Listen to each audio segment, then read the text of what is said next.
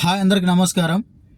ఈ రోజున కాంగ్రెస్ ప్రభుత్వం అనేది విఫలమైందనేది అందరికి తెలుసు. వాళ్ళ పార్టీ వాళ్ళకి తెలుసు, వాళ్ళ కార్యకర్తలకు తెలుసు, యావత్ తెలంగాణ ప్రజలు మొత్తానికి తెలుసు. ఏ విధంగా ఎర్రి గొర్రెలను చేస్తున్నాడు ప్రజలు అనేది కళ్ళకు గట్టినట్టు నేను మీకు చెప్పదలుచుకున్నా. మనం ఏదైనా టాపిక్ ఎల్లబెడతామనే ఉద్దేశంలో ముందొస్తే కేసీఆర్ ఇంటి మీద పడుతున్నాడు. ఒక్కటే పాయింట్, 1,00,000 కోట్లు దొబ్బిపోయిండు. ఎక్కడ పెట్టిండు? 1,00,000 కోట్లు దొబ్బిపోయిండు. 1,00,000 కోట్లు అనే మాట తప్ప ప్రజలకు ఏదైనా మేలు చేద్దాం, ప్రజలకు ఏదైనా ఉపాధి కల్పిద్దాం, ప్రజలను ఆదుకుందాం. మొన్నటికి మొన్న వరదలు వచ్చి కొట్టుకపోతే ఏదో షోప్ టాప్కు వరదలు వచ్చి అయిపోయినాక పోవడం ఏంటి? వరదలు వచ్చి అయిపోయినాక ప్రభుత్వం అనేది అప్పుడు నిర్లక్ష్యం చేయకుండా అప్పటిదప్పుడు వెళ్ళి చూసుకోవాల్సిన బాధ్యత ప్రభుత్వం మీద ఉన్నది. అలాంటిది అన్నీ అయిపోయినాక ఎక్కడిదక్కడ సర్దుబాటు అయినాక ఆ తర్వాత వెళ్ళడం వాళ్ళకి తగును. నేనేమంటున్నంటే, ప్రజలారా, మనం అడగాల్సింది అడగకుండా ఆయన చెప్పేది మనం వినుకుంటా 21 నెలలు దాటిపోయింది. మా అంటే 2 సంవత్సరాలు ఉంటుంది. ఇంకా ఆ 2 సంవత్సరాలు కేసీఆర్ కేసీఆర్ కేసీఆర్ కేసీఆర్ అని కేసీఆర్ కుటుంబం మీద పడితే మనం ఏం చేయలేము. నేనేమంటున్నా అంటే, మనం క్వశ్చన్ వేయాలి, ప్రతి ఒక్కటి అడగాలి. ఇస్తా అన్న 2,500 ఆడపిల్లలకు, డిగ్రీ చదువుకునే పిల్లలకు ఎక్కడ పోయినాయి? పింఛన్ పైసలు 2,000 నుంచి 4,000 చేస్తున్న పైసలు ఎక్కడ పోయినాయి? ఇవన్నీ మనం ముందుకు తీసుకురాలేకపోతున్నాం. ఎందుకంటే కేసీఆర్ అనే మాటను మనం మైండ్లోకి డైవర్ట్ చేసేస్తున్నాడు. కేసీఆర్ ఇది చేసిపోయిండు కదా, కేసీఆర్ నిజంగా 1,00,000 కోట్లు తిన్నాడా? కేసీఆర్ ఏం చేసిండు? 1,00,000 ఎకరాలకు నీళ్ళు ఇచ్చిండు. కేసీఆర్ తిన్నదేముంది? ఏ రోజు రైతుని ఇబ్బంది పెట్టలేదు. ముందస్తుగా యూరియన్ తెచ్చి దాచిపెట్టి ప్రజలకు పంచిండు. కేసీఆర్ చేసిన తప్పు ఏం లేదు. కేసీఆర్ తప్పే చేసిండు అనుకుందాం. మీరేం చేస్తున్నారు? కేసీఆర్ చేసిన తప్పే మీరు చేయదలుచుకున్నారా? కేసీఆర్ ప్రభుత్వాన్ని నడపనికి రాలేదు. మీరు నడిపి చూపించాలి, మీరు ముందుకు తీసుకుపోవాలి. 1,00,000 కోట్లు అప్పు చేసిండు, సరే బాగుంది, బాగలేదు. మీరు ఆ 1,00,000 కోట్లు ఓకే. ఈరోజు పేద ప్రజలు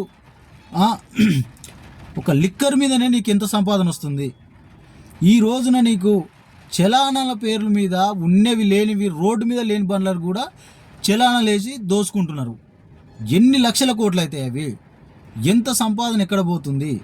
ఇంత సంపాదన ఎక్కడ తీసుకుపోతున్నారు?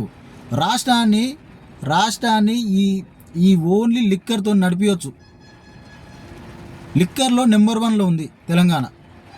ఎక్కడ పోతూ ఉన్నది సంపద అంతా? ఒక్క పెట్టుబడి బయట నుంచి తీసుకురాలేకపోతున్నావు. ఎందుకు? మీరు దిగిపోండి, కేసీఆర్ వస్తాడు, చూసుకుంటాడు. 1,00,000 కోట్లు అప్పు చేసినా సరే దానికి ఒక పద్ధతి, ఒక పాడు, ప్రతి ఒక్కటి ఆయన దగ్గర ఉన్నది. ఏదైనా లెక్క కోసం చేసిండు ఆయన.